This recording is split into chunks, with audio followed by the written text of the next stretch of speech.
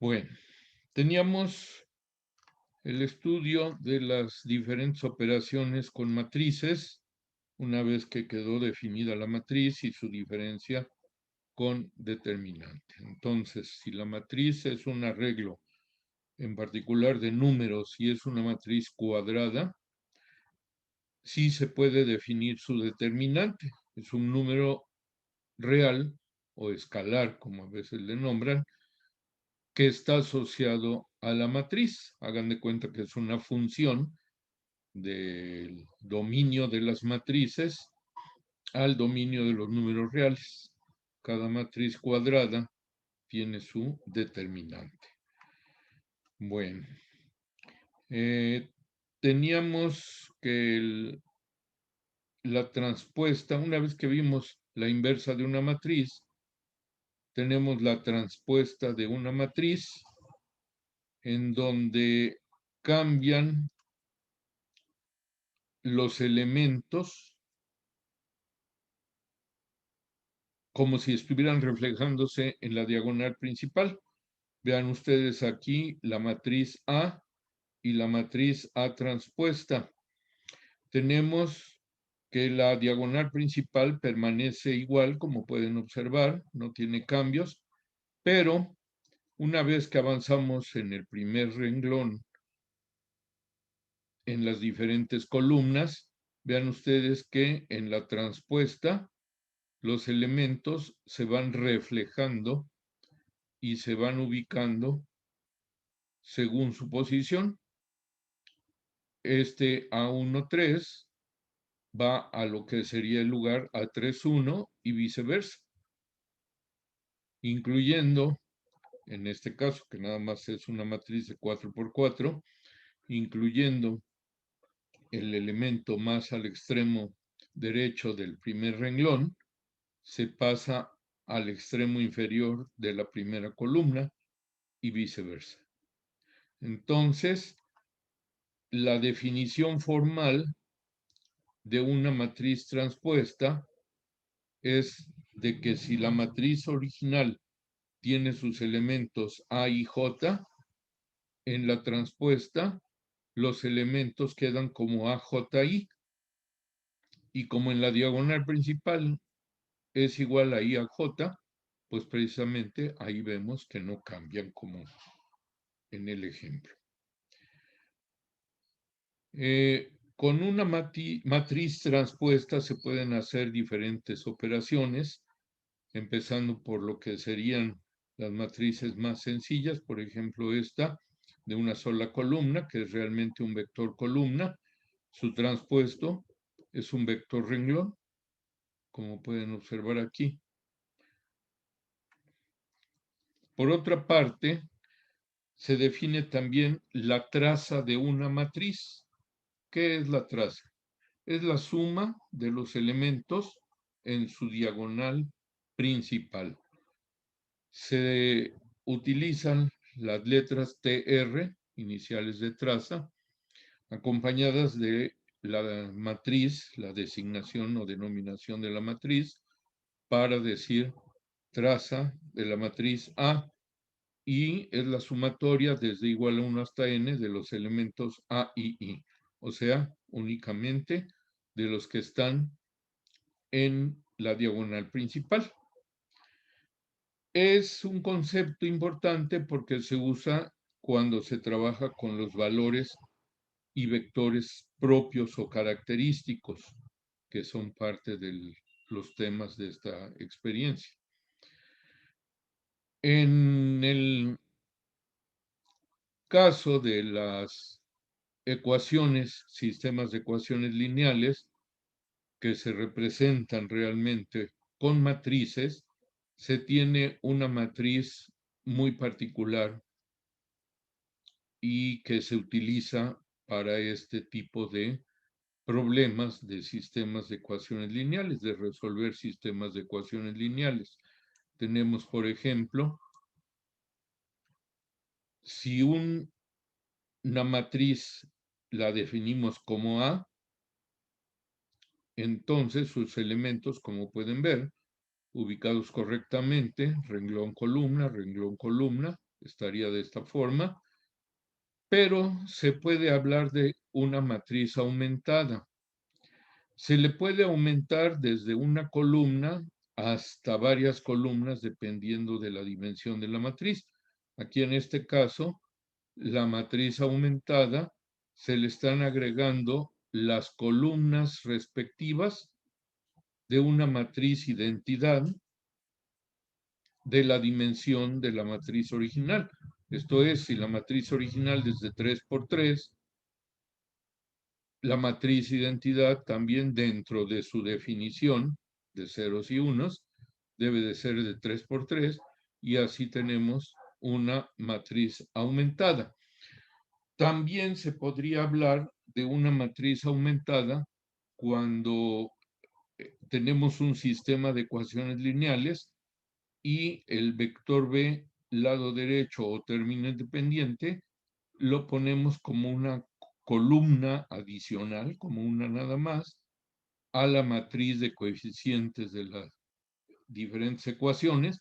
Entonces también se llama matriz aumentada y nos permite realizar operaciones de acuerdo a los métodos de solución de esas ecuaciones, ya sea Gauss, Gauss-Jordan, etc.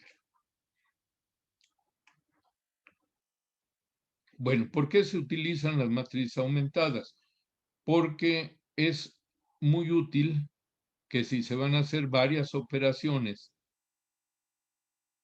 al mismo tiempo sobre los elementos de las dos matrices, se puede considerar como una sola y sobre esa misma se hacen las operaciones, suma, resta, multiplicación. Con esto llegamos a la representación de ecuaciones algebraicas lineales en forma matricial. Aquí voy a hacer referencia tanto al lo primero que aparece en este capítulo que les comentaba yo ayer,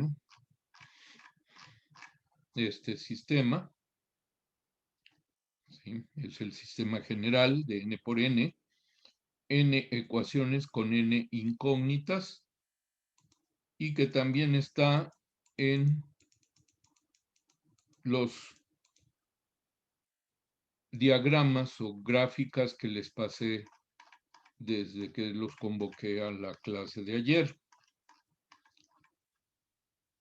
Entonces, tenemos AX igual a B, es una forma muy concisa de representar mi sistema de ecuaciones lineales simultáneas, en donde A es la matriz cuadrada de dimensión n por n y es la matriz de coeficientes A11, A12 hasta A1n, A21 hasta AN1 y en general hasta ANN.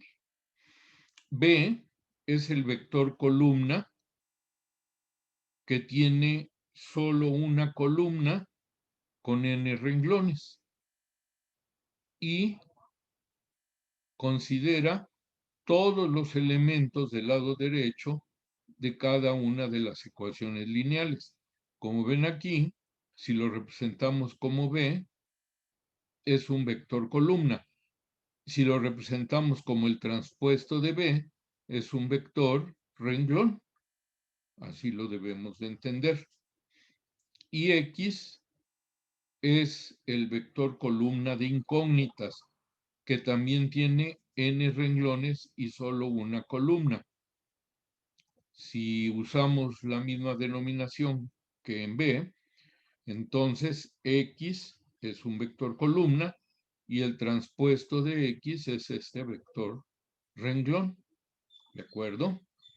Entonces, nosotros podemos representar nuestro sistema de ecuaciones lineales, como ya se los mostré al principio, o como la multiplicación de esta matriz A por el vector columna X, que iría aquí, y igualando a el vector columna B.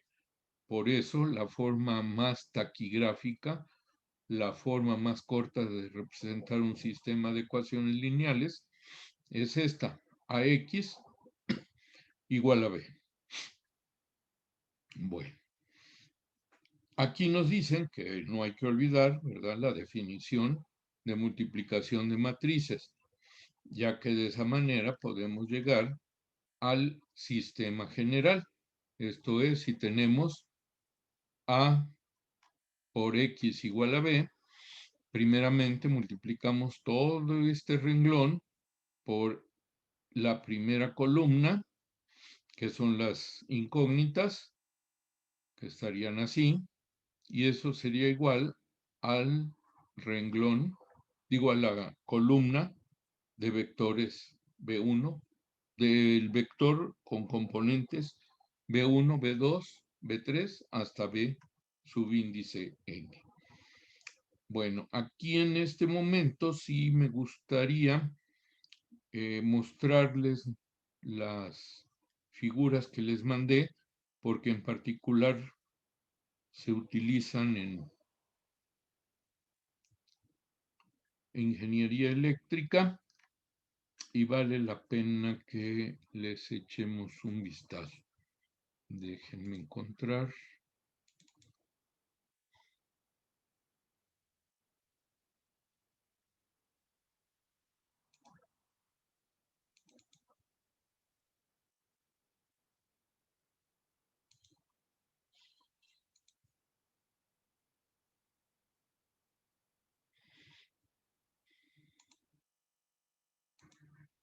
Ok. Bueno, yo sugeriría que aquí ustedes vieran sus hojitas que les envié para que de esa manera pudieran verlas. Bueno, vamos a aumentarla un poquito. Y dice, las leyes de Kirchhoff de los circuitos eléctricos establecen que el flujo neto de la corriente que pasa por las uniones de un circuito es cero y que la caída de voltaje neto alrededor de las partes cerradas del circuito también es cero. Supóngase que aplicamos un potencial de V volts entre los puntos A y G en el circuito situado abajo. Esto es, aquí está una fuente de alimentación de V volts y tenemos dos nodos o extremos identificados, el A y el G. Entonces, dice, al utilizar, bueno, perdón, antes, y que I1, I2, I3, I4 e I5 representan el flujo de corriente como se muestra en el diagrama. Entonces, aquí es nada más un circuito de puros resistores o resistencias y se tienen conocidos los valores de las resistencias. En un cierto momento se puede conocer el voltaje V. ¿Y cuáles serían las incógnitas? Serían cada una de las corrientes, los valores de cada corriente en particular que atraviesa cada circuito o cada parte del circuito.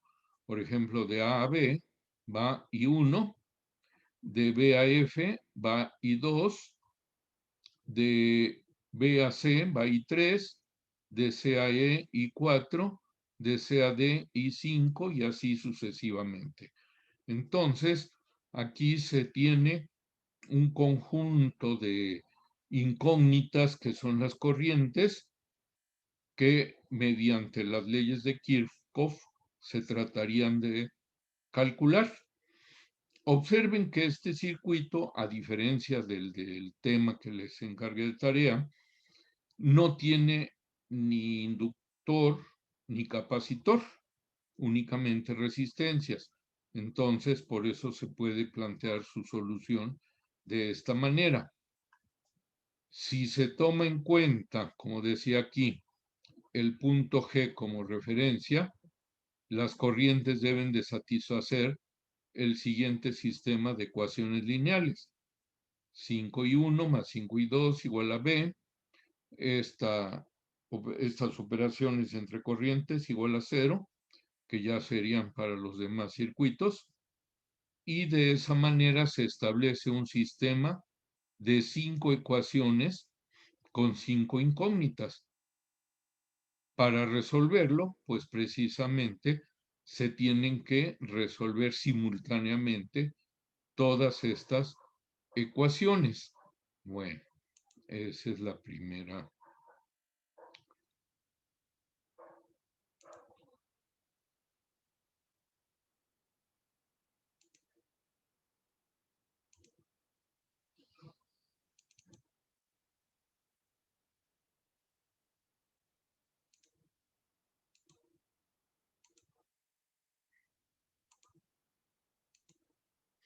Esta es la segunda.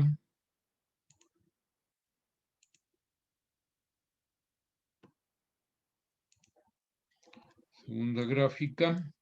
Entonces, dice, los sistemas de ecuaciones lineales se utilizan en muchos problemas de ingeniería y de las ciencias, así como en aplicaciones de las matemáticas, a ciencias sociales y al estudio cuantitativo en problemas de administración y economía. Nuevamente, como pueden observar, aparecen el modelo de sistemas de ecuaciones lineales identificado con 6.1. Desde la ecuación 1, que eso es lo que me agrada más de la introducción de este libro, desde la ecuación 1 hasta la enésima. ¿Sí? Aquí tenemos nuevamente n ecuaciones con n incógnitas, como dice aquí, para x1, x2, x3, que no aparecen, puntos suspensivos, hasta xn. Entonces, aquí nos damos cuenta que son n ecuaciones con n incógnitas, donde las a y j, con i, j igual a 1, 2 hasta n, y b subíndice i para i igual a 1, 2 hasta n, son los elementos que forman al sistema de ecuaciones lineales. ¿De acuerdo? Como pueden ustedes observar, podemos identificar cada una de ellas con E mayúscula y el subíndice respectivo, desde 1 hasta n.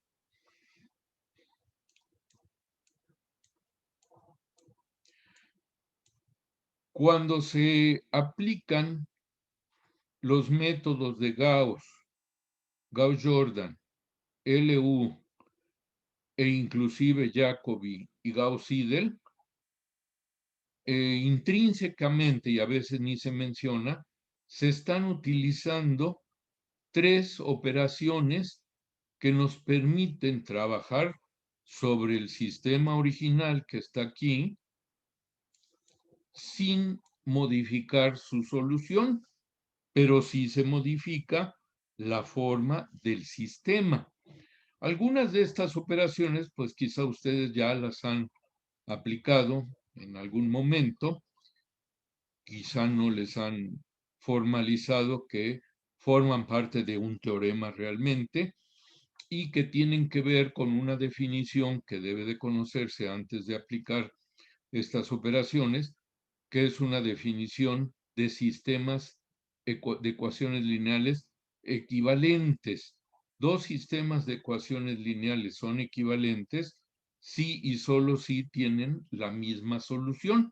No importa cuáles sean sus valores A y J o sus valores B en un cierto momento, BI. Lo importante es que si esos dos sistemas tienen la misma solución, se llaman equivalentes. Y si yo de antemano sé que esos sistemas son equivalentes, entonces tienen la misma solución. ¿Cuáles son esas operaciones que les digo? Nada más las voy a repasar. 1. La ecuación E iésima puede multiplicarse por una constante lambda distinta de 0 y la ecuación resultante se emplea en vez de EI, o sea, se sustituye la original por la que ya se multiplicó por lambda. Esta operación se puede denotar simbólicamente como escalar lambda por la ecuación iésima sustituye a la ecuación iésima. Esta operación la puedo aplicar las veces que yo requiera en mi sistema y el sistema nuevo que obtengo tendrá la misma solución que el original. Esto es, son sistemas equivalentes. 2. La ecuación EJ, cualquiera, eso sí, todo el renglón, ¿verdad? Toda la ecuación, puede multiplicarse por cualquier constante lambda y sumarse a la ecuación EI, elegir otra ecuación, ¿verdad? Y ese producto de EJ por el escalar o constante lambda, lo sumo a la ecuación iésima. Ya son dos operaciones las que hice. La ecuación resultante la puedo llevar a donde está la ecuación EI sobre la cual hice la suma. Esta operación se denota por, tengo EI, le sumo lambda por EJ y esta nueva ecuación la sustituyo en donde estaba EI.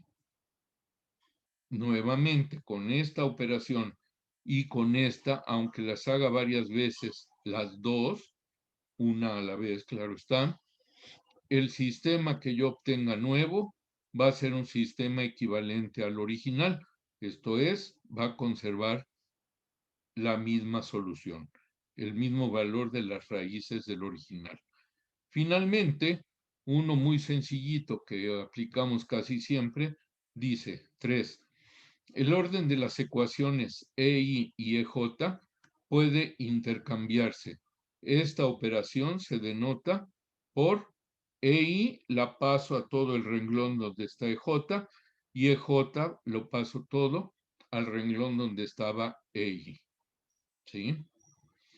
¿Qué objetivo tiene que hagamos este tipo de operaciones? Bueno, con estas operaciones podemos transformar un sistema lineal en otro que puede resolverse más fácilmente y va a tener la misma solución. Eso es lo más importante. Yo voy a poder trabajar y obtener la misma solución. De ahí nos presenta este autor este ejemplo. Vean ustedes estas cuatro ecuaciones, un sistema de cuatro ecuaciones con cuatro incógnitas y cómo se va a trabajar.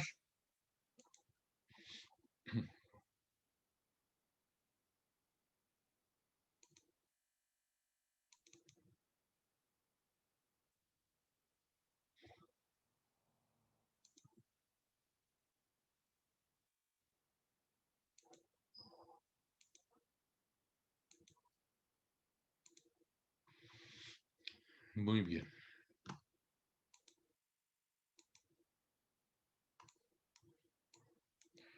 Bueno, no importa que no se acuerden cómo estaba el sistema original. Lo importante es que vean lo que se va a realizar. Dice, ese sistema se resolverá para las incógnitas X1, X2, X3 y X4.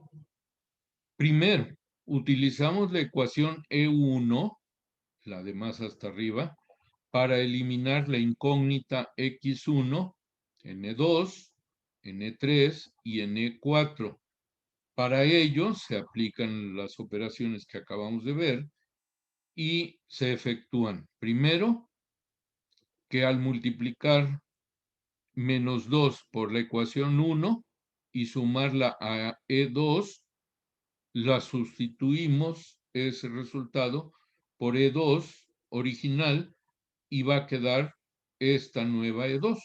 Yo aquí normalmente lo trato de distinguir poniendo que esta es la original y a esta le pongo E2' y esta sería E2' porque ya no es la E2 original. Bueno, entonces, como pueden ver, en esta nueva E2 ya no se tienen términos con X1. con la incógnita X1. En forma semejante, se va a trabajar con la E3. Para ello se multiplica por -3 la E1, se le suma eso algebraicamente, ¿verdad? Porque el signo menos, a E3, y todo este resultado, elemento por elemento de todo el renglón, se sustituye como E3'. Entonces, E3' quedaría como esta nueva ecuación, en donde también ya no tengo a X1. Lo mismo para la cuarta ecuación. Tomo E1, lo multiplico ahora por un 1, porque así me conviene, y lo sumo, ahora sí tal cual, a E4 y obtengo E4'. E4' estaría aquí, en donde también ya le quitamos su incógnita X1. X1 solamente quedó en el primer elemento del primer renglón. Bueno, si de esa forma, bueno, aquí dice que por simplicidad se vuelven a llamar E1, E2, E3 y E4, sin los primas que yo normalmente sí le pongo, para denominar a las nuevas ecuaciones. Bueno, en este nuevo sistema, ahora se va a trabajar con E2, con la segunda ecuación nueva, con lo que yo les decía era E2', para eliminar X2 en las ecuaciones 3 y 4. En forma semejante a como se hizo con la primera, ahora se hacen este tipo de operaciones. Como veo que E3 tiene aquí un -4, entonces yo elijo precisamente ese coeficiente para multiplicar toda la ecuación 2 y restarle el resultado en cada caso a E3. Y con eso obtener el E3, podría yo llamar biprima, que es nuevo, es este. Con lo cual, aunque he modificado el resto de elementos, pero ya desapareció el elemento X2 en la segunda columna, tercer renglón. ¿De acuerdo? Ya nada más va a quedar en las ecuaciones E1 y E2, que eran ya primas. Bueno, entonces E3 ya está más reducida, E3 biprima, y lo mismo se hace con E4. Primeramente, pueden ver que se elige el factor 3 porque es el coeficiente que está aquí. Entonces, haciendo la operación respectiva, yo voy a eliminar este elemento haciendo la multiplicación. Primero, por el que está arriba, que normalmente se divide entre sí mismo para que quede un coeficiente 1. De ahí, esa multiplicación la sumo a E4. Como aquí tengo signo negativo y V de haber dividido primero entre 4 para obtener coeficiente 1, entonces yo voy a eliminar este elemento con los cambios respectivos en el resto del renglón, como pueden ver, y de una o de otra forma ya voy trabajando con menos incógnitas en cada renglón. Ahora bien, aquí ya no nos dicen la última operación que hay que realizar, porque hasta aquí, hasta haber realizado esto, debe de haber quedado un elemento con X3 y otro con X4. Bueno, se trabaja con la ecuación E3 y se elimina el X3 de la E4 en forma análoga. Y lo importante es que queda este sistema de ecuaciones lineales que, por haber aplicado las operaciones que les comenté al inicio de estas hojitas, es un sistema equivalente, esto es, es un sistema que tiene la misma solución que el original. Pero ¿qué ventajas tenemos? Si pueden ustedes observar, aquí en este nuevo sistema 6.3, a diferencia del inicial, yo puedo irme a la cuarta ecuación, si fueran más a la última, ¿y qué hago? Puedo despejar libremente y sin mayor problema la última incógnita, x4. Cuando yo calcule x4, que por cierto aquí nos dicen que vale 1, ese valor lo sustituyo en la tercera ecuación de estas modificadas y me queda nada más la incógnita x3. Con esa ecuación de una sola incógnita, despejo x3 en su momento, como está aquí, y obtengo su valor, que en este caso es 0. Y así me voy con la anterior, porque ya encontré x3 y x4, lo sustituyo y entonces ahora calculo x2. Y ya teniendo x2, x3 y x4, me voy a la primera ecuación. Aquí ya no aparecen todos los términos, pero bueno, sustituyo x2 y x4 y despejo x1. De esa manera, he logrado encontrar la solución del sistema con un método que se llama de eliminación y de sustitución hacia atrás, que no es nada menos que el método de Gauss simple. Método de Gauss simple. ¿Sí? Entonces aquí está ya la solución. x1 es igual a menos 1, x2 es igual a 2, x3 es igual a 0 y x4 es igual a 1. ¿De acuerdo? Y eso se sustituye en la primera ecuación, en la primera forma.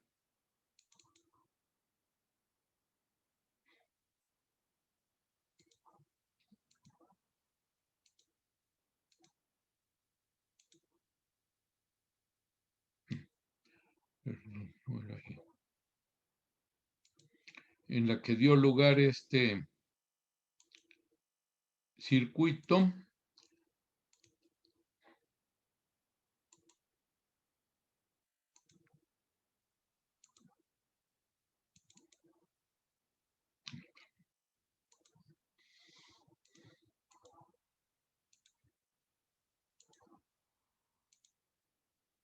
Aquí está. Y satisface este sistema original. Pueden comprobarlo, dado que cada uno de ustedes debe de haber tenido acceso a estas hojitas, pueden comprobar que se tiene la solución. Bien, hasta ahí lo voy a dejar. ¿Alguna pregunta, alguna duda? No, profe, todo bien, todo bien. Muy bien, entonces nos desconectamos ya.